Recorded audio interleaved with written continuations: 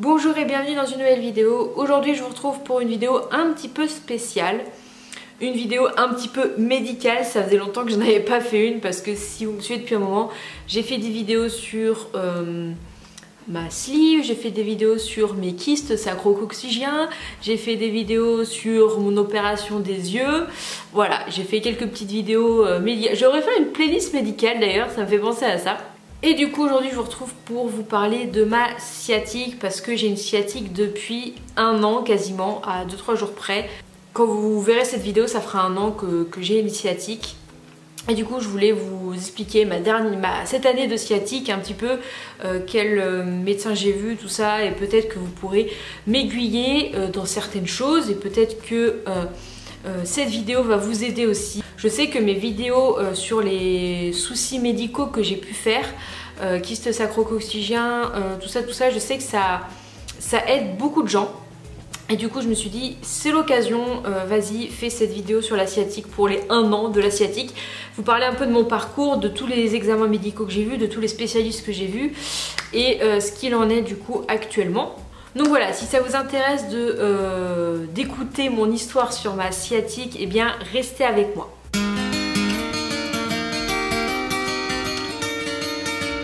Donc on va remonter il y a un an, même je vais faire un tout petit truc, encore un creux en dessous. L'été dernier, donc l'été 2019, j'ai été à un mariage.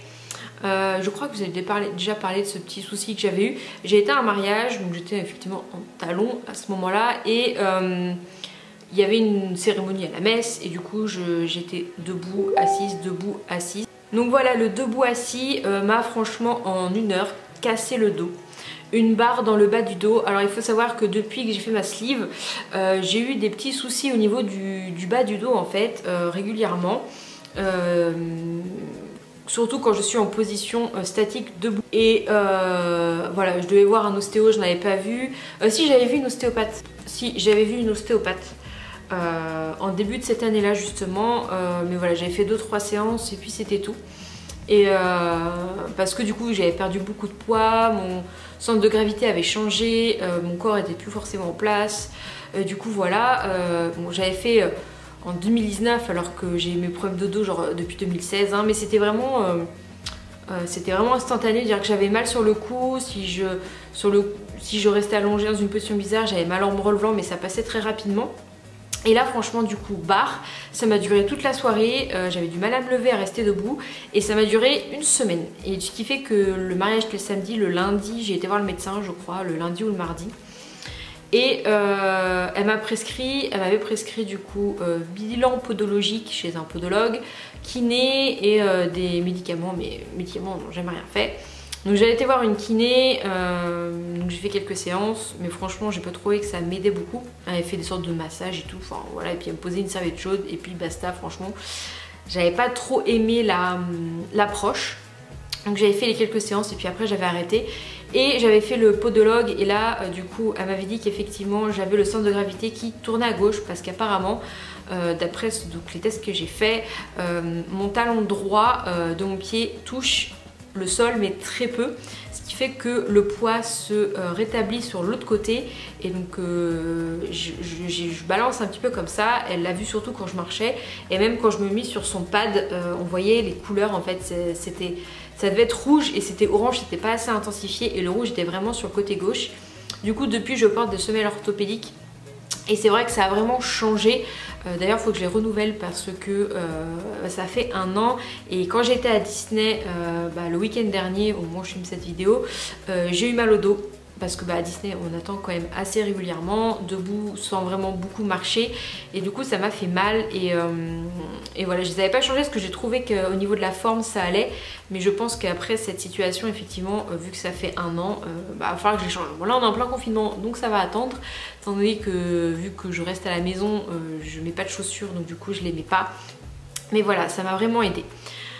Et c'est marrant parce que du coup je mets ces semelles orthopédiques en septembre 2019 et je fais un rendez-vous de contrôle avec elle début novembre, donc je crois que c'était le 3 novembre exactement et tout allait bien. Donc je dis oui tout va bien, j'ai pas mal, franchement nickel tout ça. Et dès le lendemain, bam, début de la sciatique. le 4 novembre, début de la sciatique, j'ai commencé à avoir des picotements, des décharges électriques qui arrivaient dans la jambe. Et bon voilà, je me suis pas inquiétée, je me suis dit ça va passer, voilà, on va attendre. Et faudrait que je regarde parce que du coup j'avais pris un rendez-vous sur Doctolib pour voir une ostéopathe. Et donc pour vous dire que j'ai attendu que ça passe parce que je me suis dit ça va passer. Et voilà, en fait du coup j'ai commencé à avoir mal le 4 novembre et j'ai pris rendez-vous chez un ostéopathe le 22 novembre. Donc j'ai vraiment attendu que ça passe, mais ce n'est pas passé, parce que moi c'est vrai que j'ai toujours tendance à dire ça va passer. Comme au tout début où j'ai commencé à avoir des maux de tête, je me suis dit ça va passer, maintenant je sais que ça ne passera pas, donc je prends le médicament tout de suite.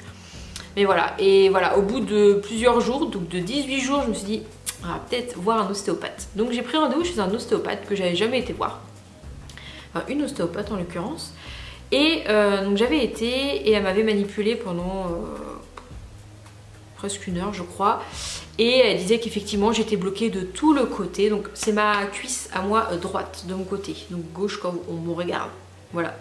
Et en fait du coup ma douleur entre guillemets, ça se lançait donc de la fesse vers le genou. Et quand j'en ai parlé, elle m'a dit tout de suite c'est pas une sciatique, la sciatique ça va jusqu'au pied.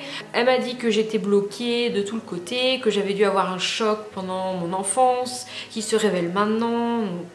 Voilà, donc je suis ressortie avec tous ces trucs là. Elle m'a dit si ça revient, il faut revenir me voir.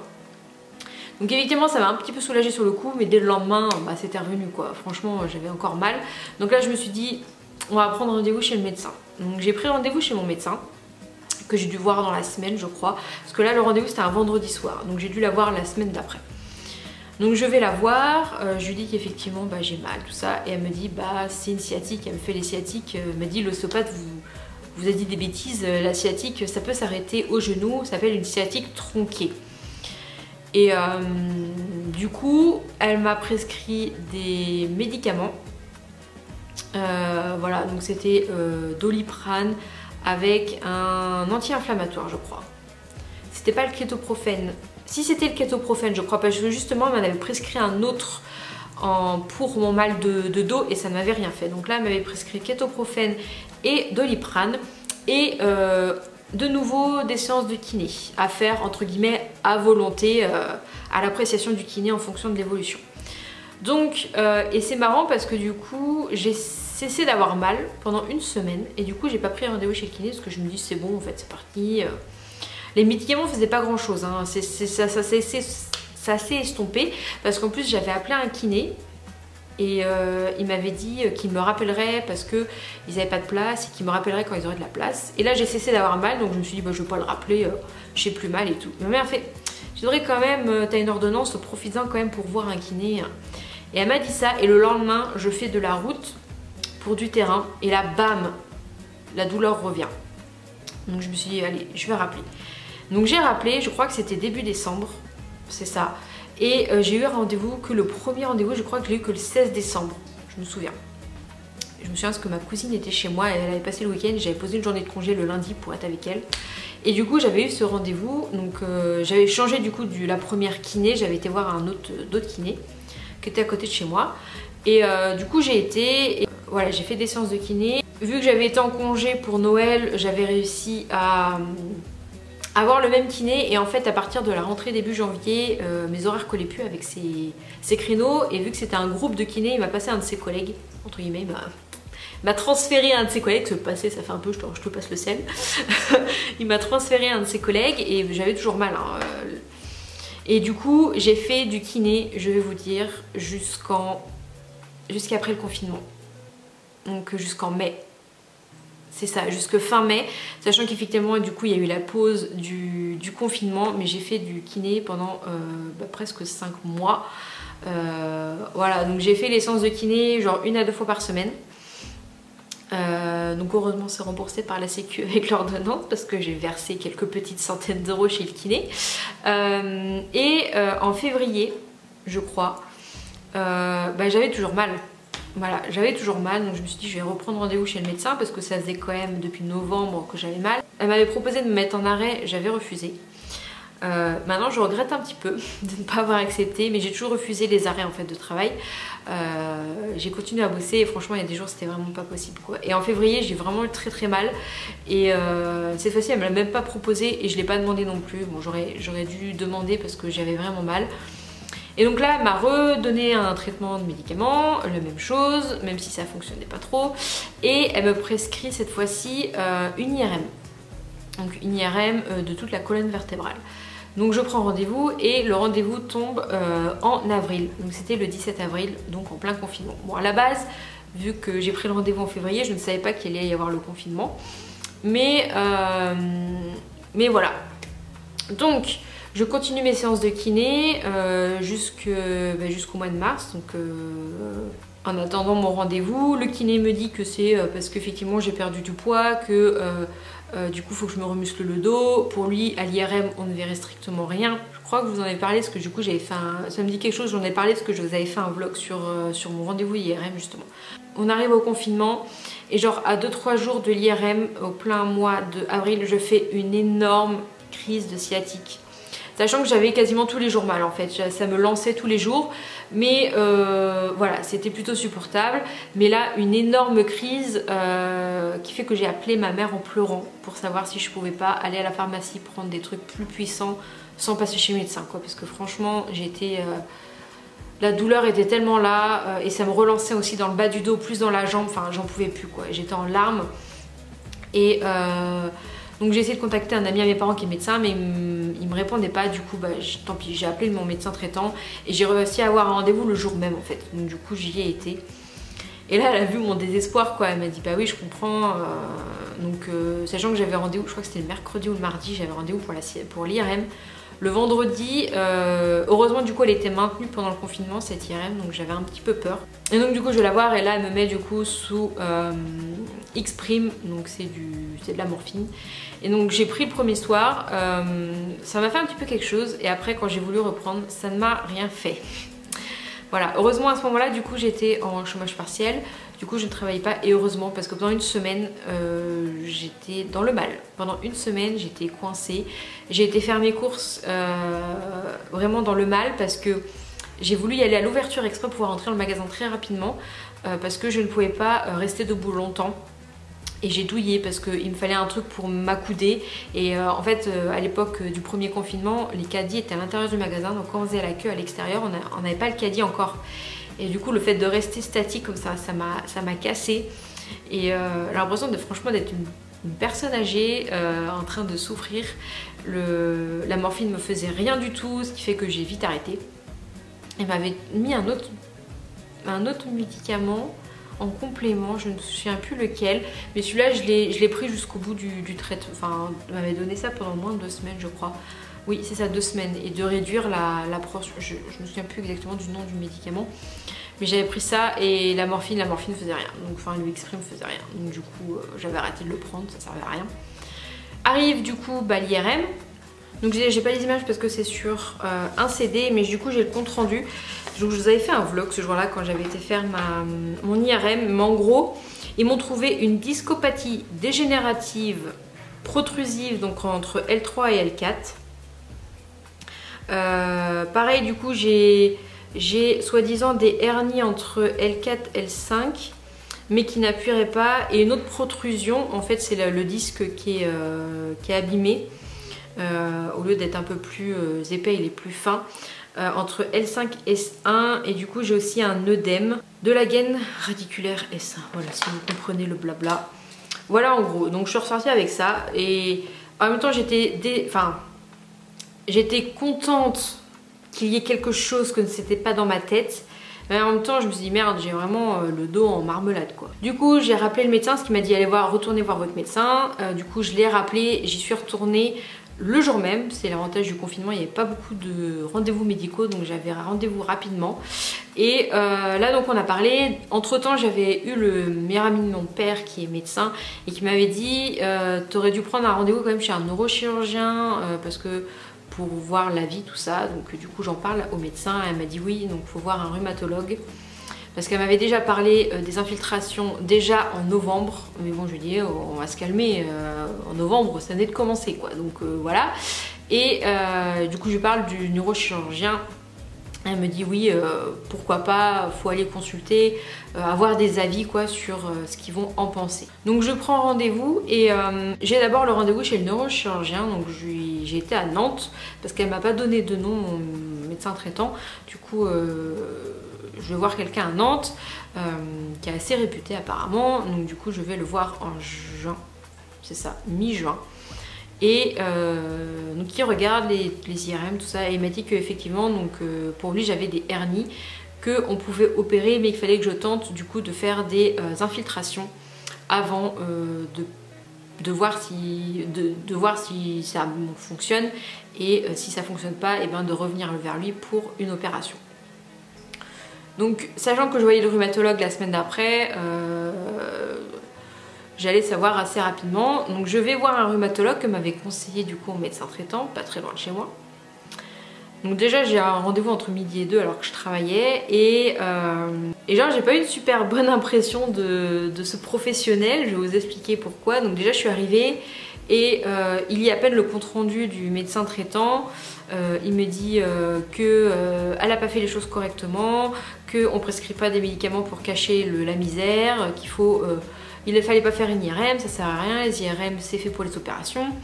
Il fallait faire une radio, vous n'avez pas fait de radio, bon on va faire une tout de suite. Du coup il me fait une radio et donc c'est comme ça que je suis ressortie avec ces images là de ma colonne. Pour lui je n'ai pas de hernie, donc voilà, le neurochirurgien qui me dit que j'ai des hernies, lui il me dit que je n'ai pas de hernie, sachant que sur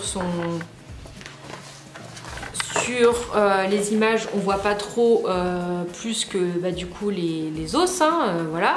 Donc il me dit effectivement que j'ai des protrusions, donc c'est les espaces qui sont vachement rapprochés, et j'ai aussi apparemment une malformation du derrière de la vertèbre, ce qui fait que c'est pour ça que j'ai mal et sur le côté de la cuisse et en dessous de la cuisse, parce que j'ai en gros une double sciatique. J'ai à la fois les protrusions au niveau de la colonne qui fait que j'ai mal, je sais plus si c'est sur le côté ou derrière, et la malformation qui fait que j'ai mal sur le côté ou derrière. Voilà, j'ai les deux, voilà, combo. Et du coup en gros il me dit que n'y a pas d'opération à faire, que on voit bien la différence entre mes deux vertèbres là. Vous avez un faux jour un peu, non? Entre l'espace qu'il y a là qui est assez grand par rapport à l'espace qu'il y a là et qu'il y a là. Enfin non, entre là et là. Voilà, c'est ces deux là je crois. Et par rapport à au-dessus quoi. L'espace est beaucoup plus grand par rapport aux deux espaces là quoi. Voilà, j'espère que vous avez bien vu. Enfin bon, du coup il m'a dit que le médecin en gros a fait n'importe quoi, que les traitements qu'il m'avait donnés c'était pas assez sur le long terme. Donc là il me dit je vais vous prescrire de la prednisone sur 1 mois et vous devez arrêter le sport. Alors moi qui faisais du sport depuis le mois de mars de façon régulière toutes les semaines, je suis un peu tombée des nues parce que pour une fois que je m'étais mise dans un truc, mais je me suis dit ok, arrêt du sport, donc arrêt du sport de fin juin jusqu'à fin juillet. Il m'a dit, il m'a prescrit aussi une prise de sang à faire avant de commencer le traitement, parce que le traitement allait fausser les résultats de la prise de sang, et la prise de sang allait servir si jamais du coup je devais faire des infiltrations. Donc j'ai fait ce traitement, j'ai eu mal pendant le traitement de ma sciatique, et il est vrai que depuis que j'ai arrêté ce traitement, je n'ai plus mal comme avant, mais j'ai toujours mal. Pas régulièrement, de temps en temps. La douleur revient, j'ai des petits pics, mais ça va pas durer toute la journée comme ça pouvait durer avant. Ça va juste me faire un petit pic par-ci par-là. Donc c'est pour ça que j'ai pas repris rendez-vous avec ce rhumatologue. Déjà j'ai eu une très mauvaise expérience je trouve avec lui. Il était très violent dans ses mouvements, il m'a fait me faire il m'a ausculté de façon assez violente, genre allez baisser le dos en me forçant, enfin voilà, j'ai pas apprécié, j'en ai parlé à un médecin traitant, mais je suis pas retournée la voir depuis parce que j'ai plus trop mal, j'ai encore mal, mais pas au point que c'est handicapant.